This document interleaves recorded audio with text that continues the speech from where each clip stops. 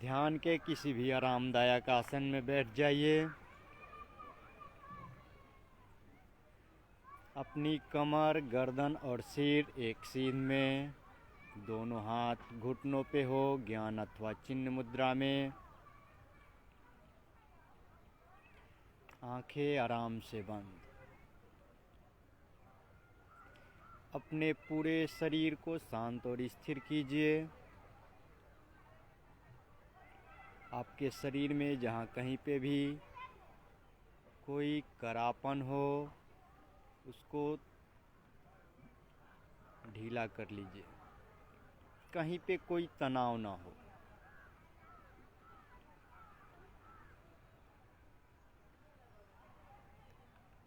अपने पूरे शरीर को मानसिक रूप से देखिए। आप एक ध्यान के आरामदायक आसन में बैठे हुए हैं।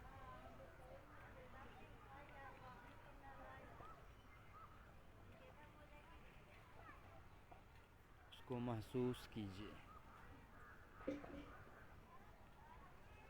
आप पद्मासन, सिद्धासन या जो भी जिस किसी भी आसन में आप बैठे हुए हैं, मानसिक रूप से उसका अवलोकन कीजिए।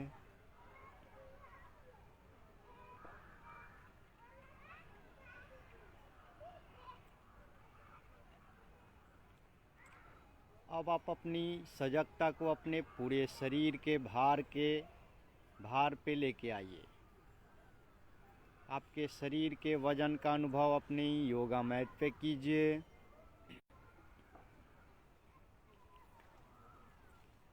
आपका शरीर एक ध्यान के आसन में है। आपके पूरे शरीर का भार आपकी योगा मैट पे है, ज़मीन पे है। उसको महसूस कीजिए।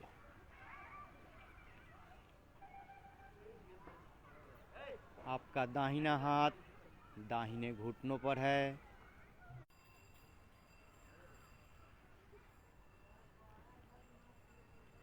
अब आप अपने दोनों हाथों के वजन का अनुभव अपनी दोनों घुटनों पर कीजिए।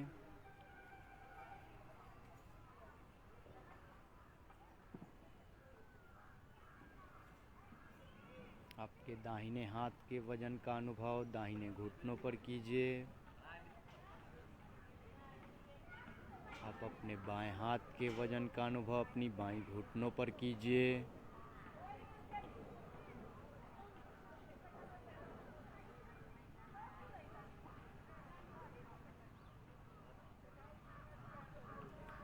अपने दोनों हाथों के भार का अनुभव दोनों घुटनों पर कीजिए।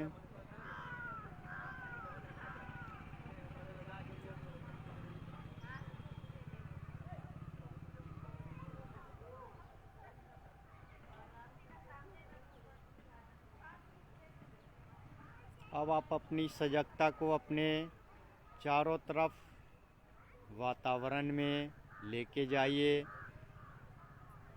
आपके चारों तरफ से होने वाली आवाज़ों को सुनिए और आप अपनी सजगता को कहीं एक आवाज़ पे नहीं रोकिए। एक के बाद दूसरी आवाज़ों को सुनिए, दूसरी आवाज़ों के बाद तीसरे। ये आवाज़ कहाँ से आ रही है इस पे ध्यान नहीं दीजिए। सिर्फ सुनिए, आगे बढ़िए। एक के बाद एक।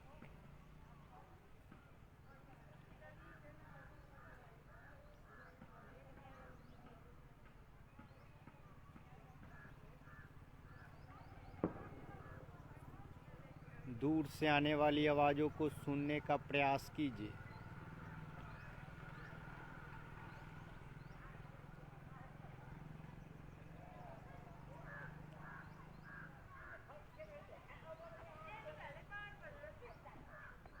दूर से आने वाली सब आवाज़ों को सुनिए।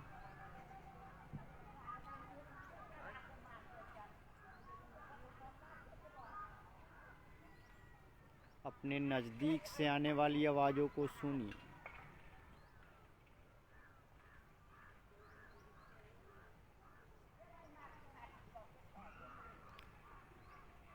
जोर से होने वाली आवाज़ों को सुनिए।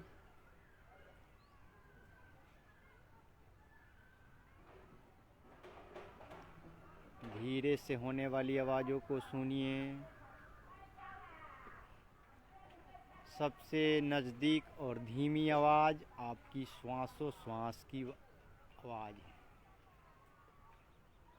आप अपनी श्वासोश्वास के साउंड का अनुभव कीजिए।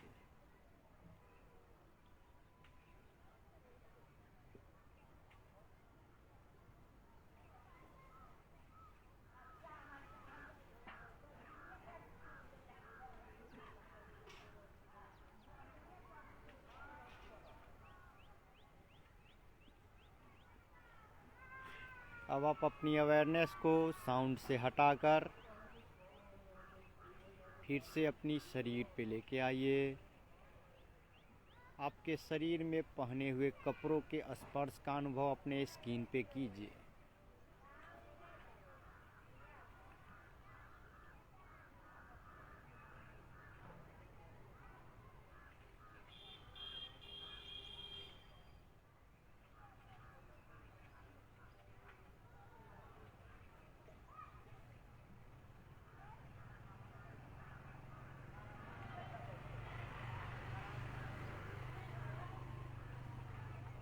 मंद मंद चल रही हवाओं के स्पर्श का अनुभव अपने स्किन पे कीजिए।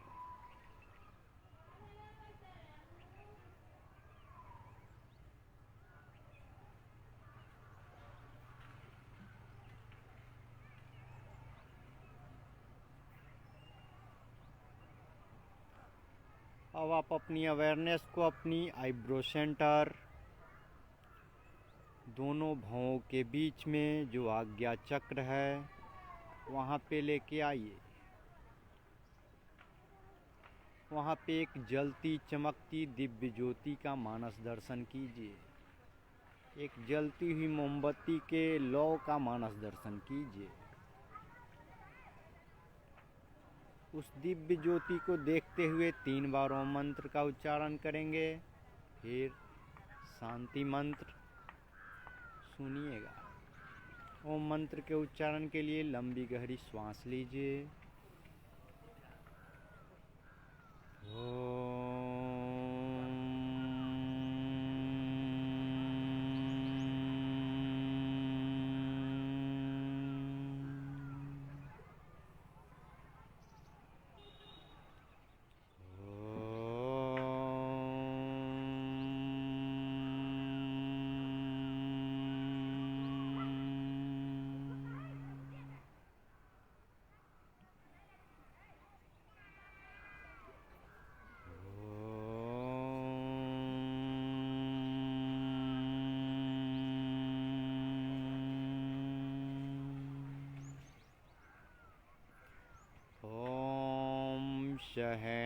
सहनावतु सहनौ भुनक्तु सह वीर्यं करवावहै तेजस्विनावधीतमस्तु मा विद्विषावहै।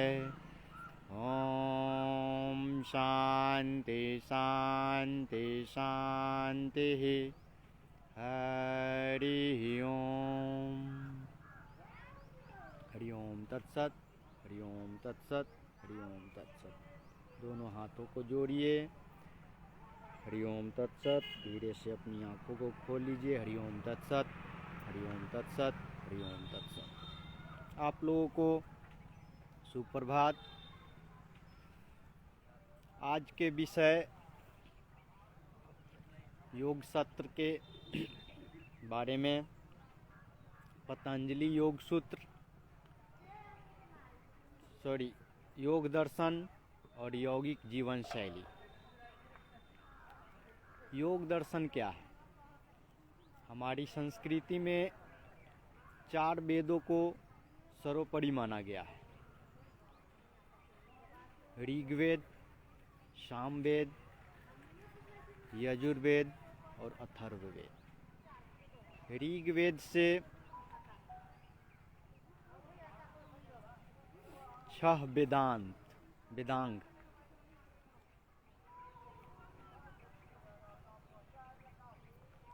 अनेकों ग्रंथ ऋग्वेद से निकले हुए हैं। वेदांत, उपनिषद आदि। लेकिन हमारे संस्कृति में छह दर्शन हैं: सांख्य, न्याय, वैशेषिक, मीमांसा, योग और वेदांत। सांख्य दर्शन के ऋषि कपिल हैं, न्याय के गौतम, वैशेषिक दर्शन के कणाद ऋषि हैं, मीमांसा दर्शन के जैमिनी ऋषि हैं, योग दर्शन के पतंजलि ऋषि हैं, वेदांत दर्शन के भद्रायण वेद व्यास जी हैं।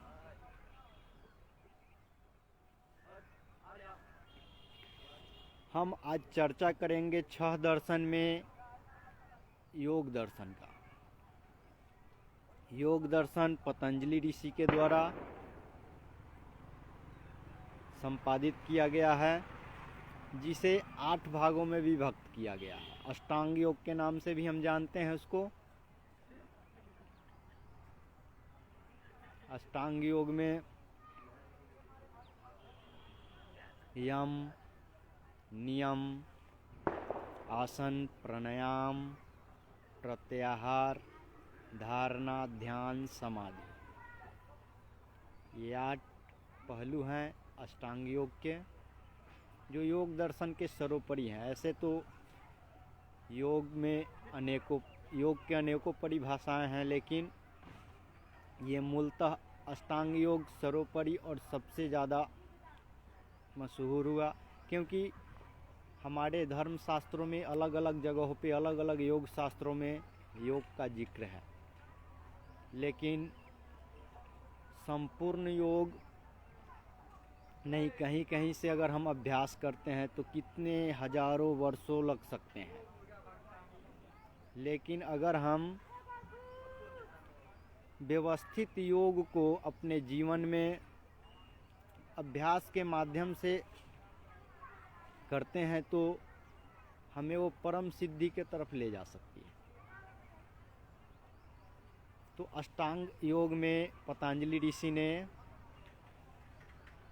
उसे एक कर्मबंध तरीके से सजा दिया।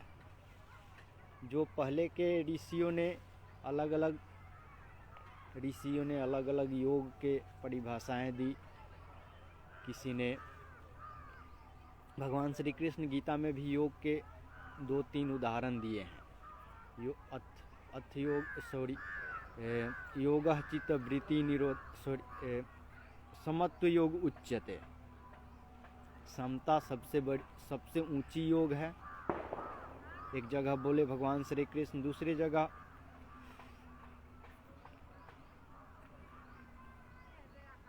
योगः कर्मसु कौशलम, मतलब कर्मों की कुशलता को भी योग कहते हैं।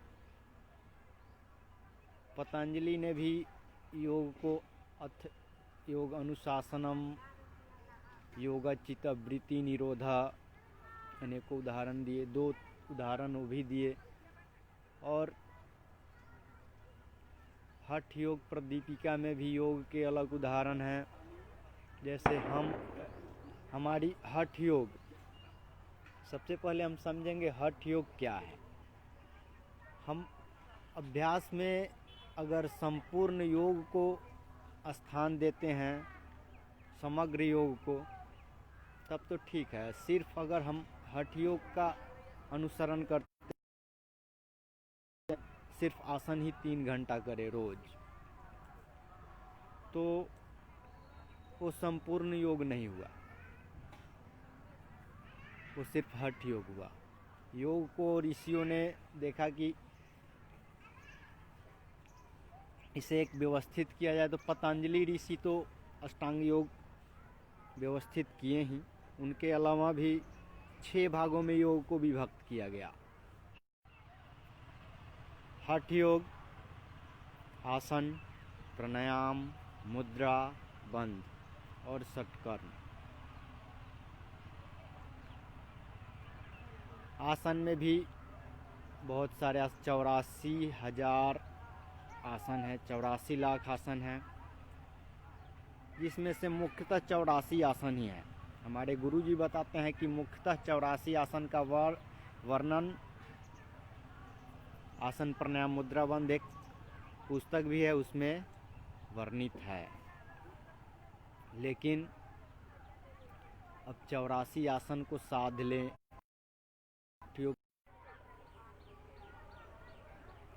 तो हम पतंजलि योग सूत्र पे चल रहे थे। यम में 5 यम है: अहिंसा, सत्य, अस्तेय, ब्रह्मचर्य, अपरिग्रह और नियम भी 5 हैं: सत्य, अहिंसा, यम 5: अहिंसा, सत्य, अस्तेय, अपरिग्रह और ब्रह्मचर्य। अहिंसा किसी भी प्राणी को मेंटली और फिजिकली कष्ट न देना, यानी मानसिक और शारीरिक कोई कष्ट न देना, ये हो गया अहिंसा। अब आता है सत्य। सत्य अपने जीवन में सत्य का आचरण करना, झूठ न बोलना, सभी के प्रति सच्चाई से व्यवहार करना, ये सत्य हो गया। अस्तेय, चोरी न करना, किसी के भी वस्तु को बिना पूछे न लेना, ये हो गया अस्तेय। अपरिग्रह जरूरत से ज़्यादा किसी भी वस्तु का या धन का ज़्यादा परिग्रह न करना, यानी इकट्ठा न करना। अपने लिए जितना ज़रूरत है उतना ही उसका उपयोग करना, उपभोग न करना, उपयोग करना। हमारे जीवन में उपयोग और उपभोग 2 शब्द हैं जो समझना पड़ेगा।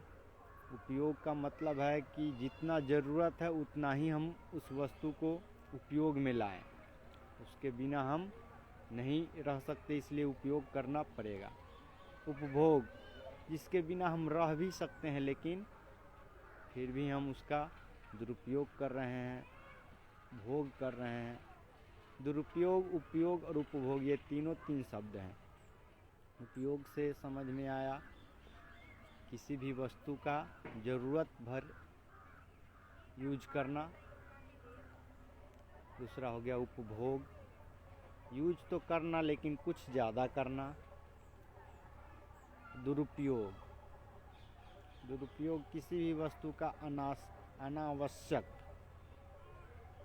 बिना मतलब का यूज करना, उसको दुरुपयोग कह सकते हैं।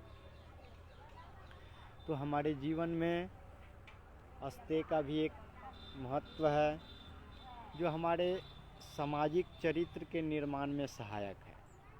अगर हम समाज में हैं तो हमें लोग एक चरित्रवान व्यक्ति के दृष्टि से देखें, हमें देखकर किसी को प्रेरणा मिले, ऐसा बनना। इसके लिए यम का पालन, जिसमें अस्तेय,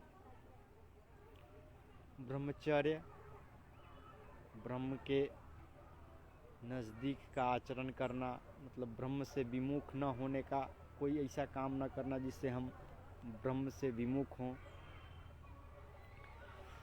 अब सबसे अंतिम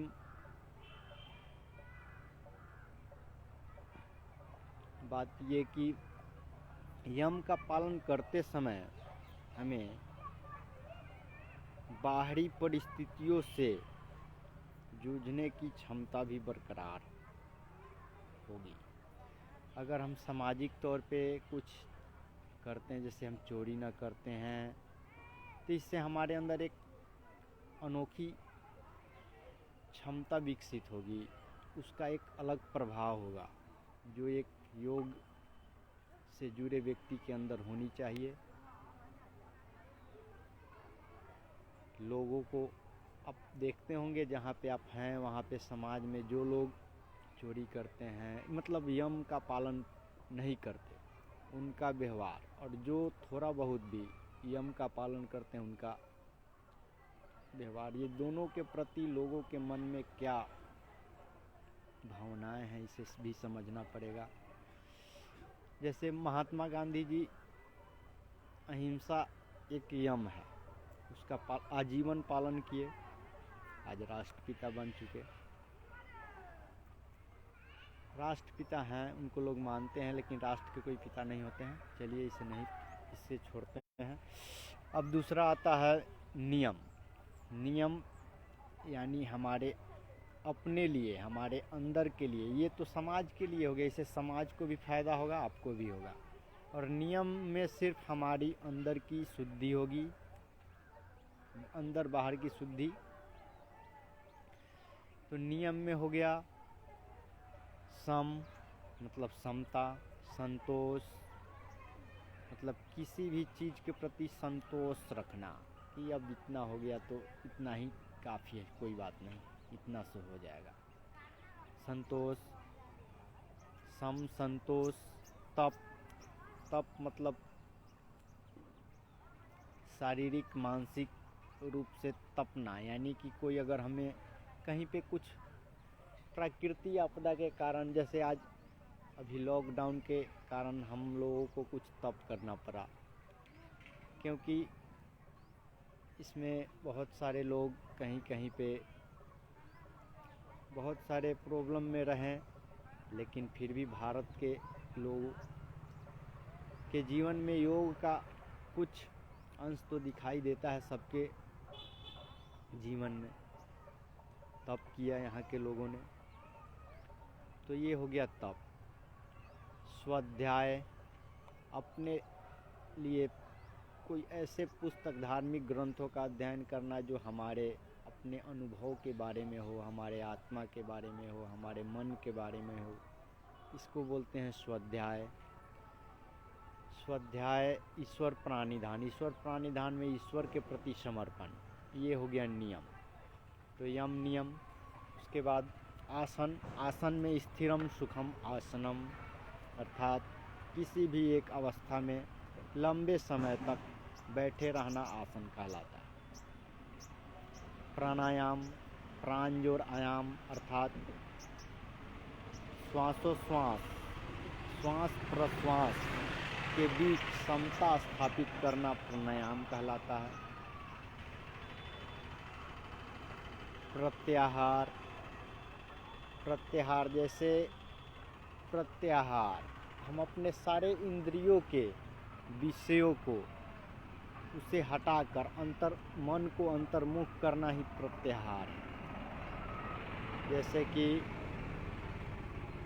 अब गीता में भगवान श्री कृष्ण ने भी वर्णन किया है, जैसे कछुआ अपने सारे अंगों को समेटकर अपने उस कवर में अपनों को सुरक्षित महसूस करता है, वैसे ही योगियों को भी करना चाहिए। ऐसे करके भगवान श्री कृष्ण ने गीता में समझाया।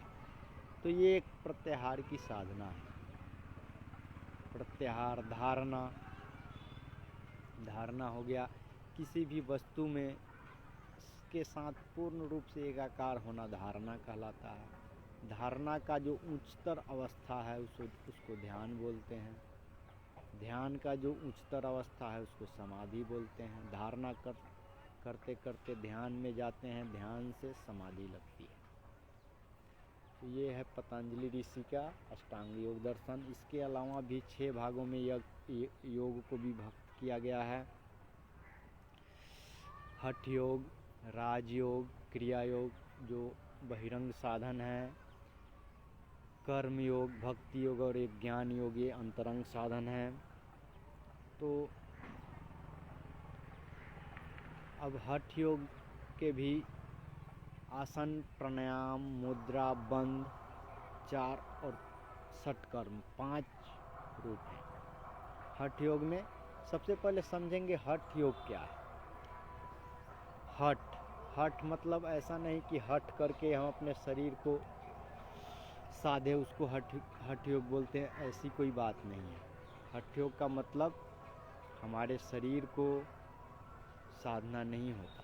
हठ योग का मतलब होता है कि हम और ठम। हम मतलब प्राण शक्ति का बीज मंत्र, ठम मतलब चित्त शक्ति का बीज मंत्र। अब प्राण और चित्त दोनों को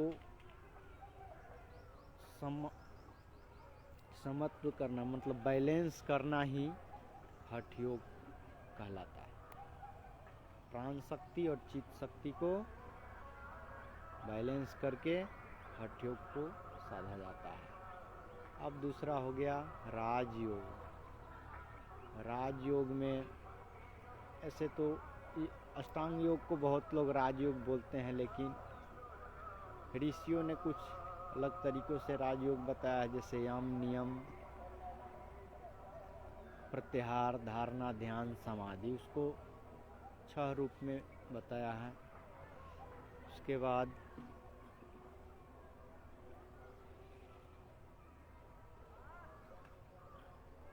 राजयोग में यम नियम के बारे में तो आपको बताएं, प्रत्याहार के बारे में भी बताएं। तो राजयोग में कुछ ऐसी, राजयोग का मतलब होता है अपने मन को नियंत्रित करने की साधना। जैसे कि हमारा जीवन भी है बुद्धि, कर्म और बुद्धि, मन और कर्म। बुद्धि, भावना और कर्म, ये तीनों का सम्मिश्रण है। जैसे बुद्धि को विकसित करने के लिए मन को वश में करना पड़ेगा, तो उसके लिए राजयोग है। भावनाओं को डेवलप करने के लिए भक्ति योग है।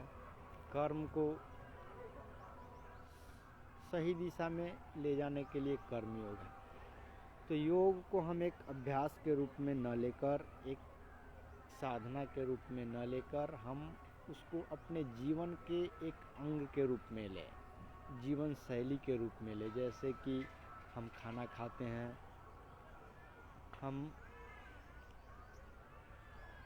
रोज कुछ न कुछ अपने जीवन में करते हैं कर्म, उस तरह हम योग को भी अपने जीवन में एक जीवन स्थान दें। जैसे कि अभ्यास के लिए सिर्फ योग हम कर रहे हैं, एक अलग चीज़ योग, ऐसा कुछ नहीं। योग हमारा जीवन शैली हो।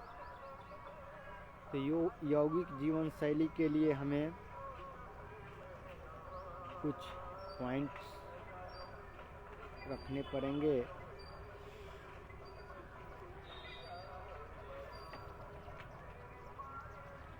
योग के द्वारा हम अपने दिल, दिमाग और हाथों के प्रतिभाओं यानी कर्म करके अपने योग्यता को भी निखार सकते हैं। तो कर्म योग का भी महत्व है अपने जीवन में। बुद्धि, भावना और कर्म की अभिव्यक्ति हो, इसके लिए हम कर्म योग, हमारे ऋषियों ने योग प्रणाली विकसित की, जिसके लिए हम अपने जीवन में यौगिक जीवन शैली के रूप में बनाए, अभिन्न अंग बनाए अपने जीवन के रूप में। ऐसा नहीं कि 1 घंटा, 3 घंटा, 5 घंटा योगाभ्यास किए उसके बाद हम कुछ भी किए, ऐसा नहीं। योगी का जीवन एक जीवन होना चाहिए, एक जीवन शैली के रूप में। तो यौगिक जीवन शैली को जीने के लिए हमें अपने जीवन में योग को एक दिशा देना पड़ेगा। जैसे कि सबसे पहले सुबह सुबह सर्वांगीण विकास हो। योग का उद्देश्य ये नहीं कि सिर्फ फिजिकल फिट रहें, ये नहीं है, ये तो हम लोग बनाए। जैसे जैसे ज़रूरत बढ़ी, लोगों को व्याधियों का उपचार मिल गया, इसके लिए योग को अब उपचार के रूप में भी हैं। लेकिन ये इसमें सारे रोगों का उपचार तो नहीं है योग में, लेकिन रोग से बचने के लिए मतलब सुरक्षित रखने के लिए, प्रोटेक्ट करने के लिए हमारे योग का बहुत बड़ा योगदान है। तो योग एक साधना के रूप में है, ये कोई इलाज नहीं है, सबसे पहले ये समझ लें हम। हाँ, अगर आप सही तरीके से जीवन शैली जीते हैं, आयुर्वेद के अनुसार, योग के अनुसार जीवन शैली जीते हैं, तो फिर आप बीमार ही नहीं पड़ेंगे, आप सुरक्षित रहेंगे ये सब वातावरण के प्रभाव से। तो हम करें क्या?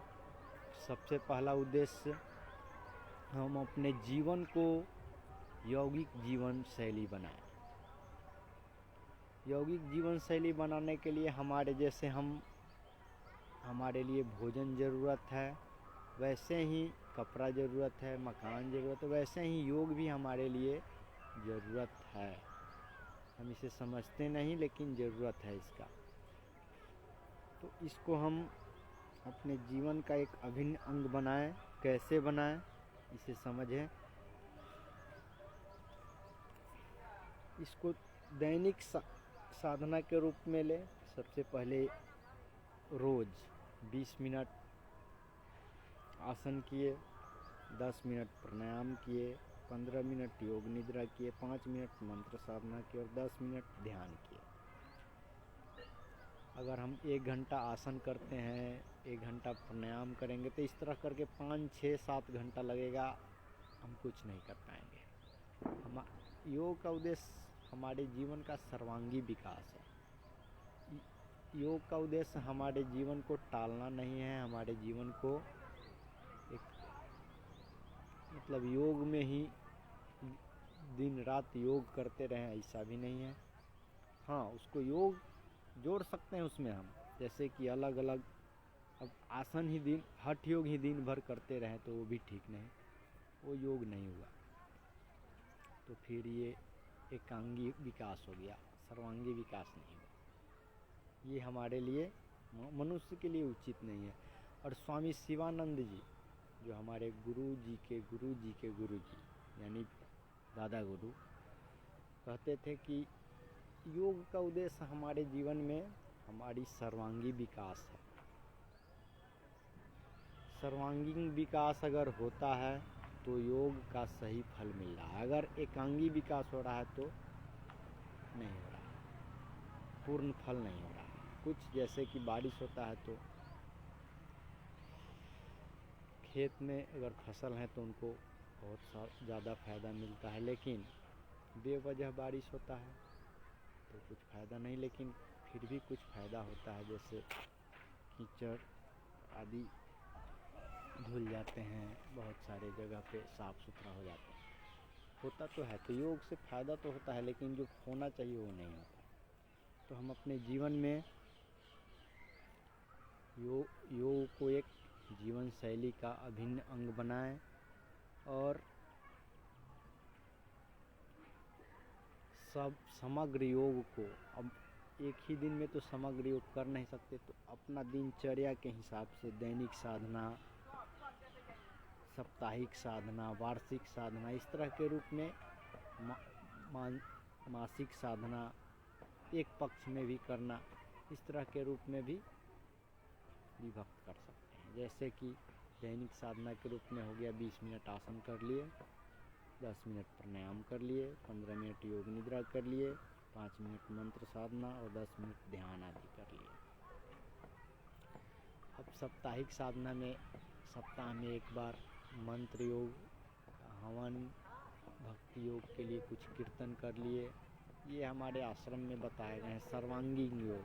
ऐसा नहीं कि हठ योग सिर्फ करते रहे, तो हठ योग लगातार अगर हम जीवन भर करते रहे तो शरीर तो स्वस्थ रहेगा, लेकिन सर्वांगी विकास नहीं होगा, फिर वो योग नहीं हुआ, वो एक प्रकार का भ्रम हो सकता है।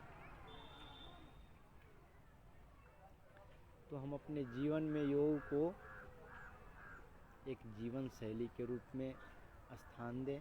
अगर योग को हम जीवन शैली के रूप में न देकर साधना के रूप में, अभ्यास के रूप में देखते हैं, तो फिर ये हमारे सर्वांगी विकास का कारण नहीं बनेगा। योग से सर्वांगी विकास तभी होगा जब हम उसे अपने दैनिक दिनचर्या के रूप में ले, जीवन शैली के रूप में ले, तब योग को जिए, योग को करे नहीं। तो योग दर्शन और यौगिक जीवन शैली पद्धति, ये दोनों का बहुत अपने जीवन में महत्व है। सबसे पहले योग दर्शन क्या है ये तो जान लिए। अष्टांग योग दर्शन के रूप में विख्यात है आज भी और लंबे समय से आज तक। इसके ऋषि पतंजलि ऋषि हैं। यौगिक जीवन शैली के रूप में स्वामी शिवानंद जी ने बताया कि हेड हार्ट एंड हैंड, यानी बुद्धि, भावना और कर्म, ये तीनों का सम्मिश्रण हमारे जीवन में बहुत ज़रूरी है। क्योंकि हमें दुख होता है तो दुख होने का कारण क्या है? हम अपने भावनाओं को नहीं समझ पाए। जैसे हमारे गुरुजी एक कहानी सुनाया करते थे, अभी भी सुनाते हैं, कभी कभी सत्संग में सुनाते हैं। तो बोलते थे कि एक व्यक्ति उनके पास आया, बोला गुरुजी हमें उच्च रक्तचाप का प्रॉब्लम है।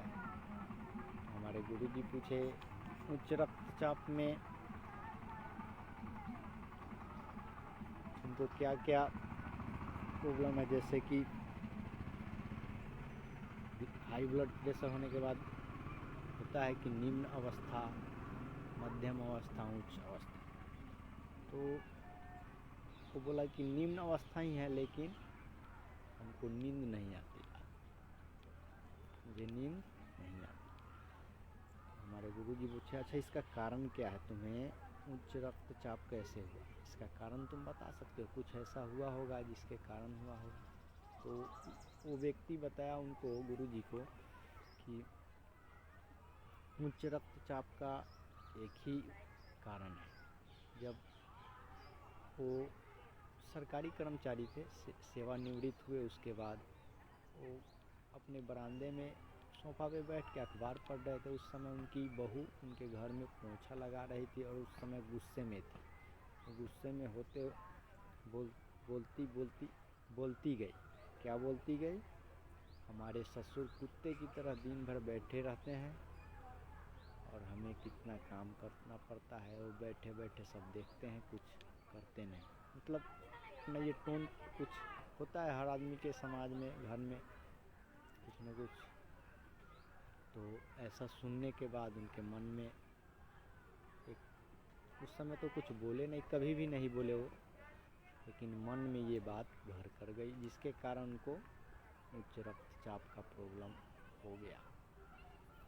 यही कारण हो सकता है स्वामी जी कि हमको ये प्रॉब्लम है। तब स्वामी जी ने उसका उपाय बताया। बोला कि तुम्हारे मन में उस समय कैसा लगा? तो उन्होंने बोला हमको एक मतलब कुत्ता, हम अपने को कुत्ता मान बैठे उस समय के। हमारी बहू बोली कि ये कुत्ते की तरह बैठे होते हैं, तो हम अपने आप को एक कुत्ता के रूप में भावना कर बैठे। तो स्वामी जी ने कहा अच्छा कैसे कुत्ते के रूप में भावना किया तुम अपने आप को? तो हाँ, वो सरे हुए मरियल कुत्ते के रूप में, जैसे रोड छाप कुत्ते होते हैं वैसे उसके रूप में भावना किए, जिसके कारण ये। बोले ठीक है, तुम देखो उसमें तुम्हारी बहू की गलती नहीं है, उसमें गलती तुम्हारी भावना की है, तुम्हारी गलती।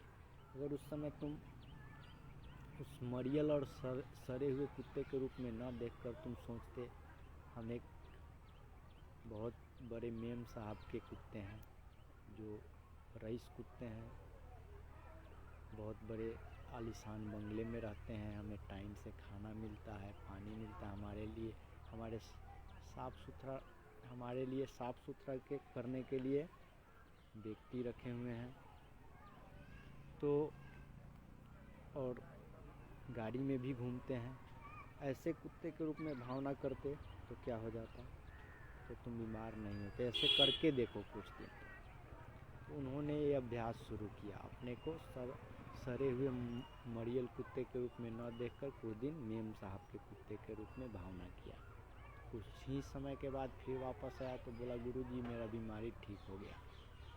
बोले देखो तुम्हारे भावनाओं का इसमें कितना बेहतर परिणाम है।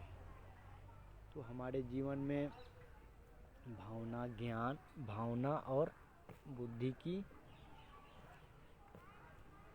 ये बुद्धि, भावना और कर्म तीनों का समन्वय हो, तीनों शुद्ध हो, जिसमें हम योग जोड़ दें। तो भावना को विकसित करने के लिए भक्ति योग है, जो सप्ताह में एक बार सैटरडे संडे को जब टाइम मिलता है तो आप कीर्तन करिए, ये भक्ति योग हो गया। हवन करिए, ये भी भक्ति योग हो गया। रोज के दिनचर्या में थोड़ा थोड़ा आसन प्राणायाम किए, साप्ताहिक दिनचर्या में हवन कीर्तन किए, फिर 15 दिन पे एक बार कोई मतलब अपने दिनचर्या के रूप में, अपने योग के रूप में एक विकसित करें। जैसे कि एक अपने पास आध्यात्मिक डायरी रखें, आपके मन में कब क्या चल रहा है इसको लिखें। अभी हमारी अवस्था कैसी है, सोने गए तो कैसी है। इस तरह के दिन में बीच बीच में अपने को थोड़ा रुक कर, सभी काम में हैं फिर भी शांत होकर अपने को निहारें, हमारी मन की अवस्था कैसी है, अभी खुश है, दुखी है, क्या है, उसको झांकने का प्रयास करें। अपने मन को, जब मन के प्रति सजग रहने का अभ्यास करेंगे तो फिर आप अपने मन पे नियंत्रण पा सकते हैं, जिसके लिए आप दुखी नहीं होंगे, कैसी भी परिस्थिति में ठीक ठाक रहेंगे। तो योग का उद्देश्य हमारा सर्वांगीण विकास हमारे जीवन शैली के रूप में हो, हमारी साधना और अभ्यास के रूप में न हो। सिर्फ योग को सिर्फ योगा मैट पे ही ना सीमित रखें, उसके आगे अपने जीवन में भी उसे स्थान दें। यही मेरा उद्देश्य है और हमारे गुरुजी का भी उद्देश्य है। इसलिए आप लोगों को अगर हमसे कोई बीच में गलती हुई हो तो मुझे क्षमा कीजिए। हरिओम तत्सत। क्योंकि कितना बार हमारी नेटवर्क इशू की वजह से प्रॉब्लम हो गई, हम लोग अनकनेक्ट हो गए तो फिर से रिकनेक्ट करना पड़ा, इसके लिए क्षमा। और फिर मिलते हैं और सारे क्लास के लिए। तो हमारा आसन का क्लास भी है, इसके अलावा हम आसन प्राणायाम मतलब हठ योग का क्लास, राजयोग का क्लास, और इसके अलावा अगर कोई और भी हो तो हमें इनवाइट कर सकते हैं। हरिओम तत्सत। फिर मिलते हैं। हरिओम तत्सत।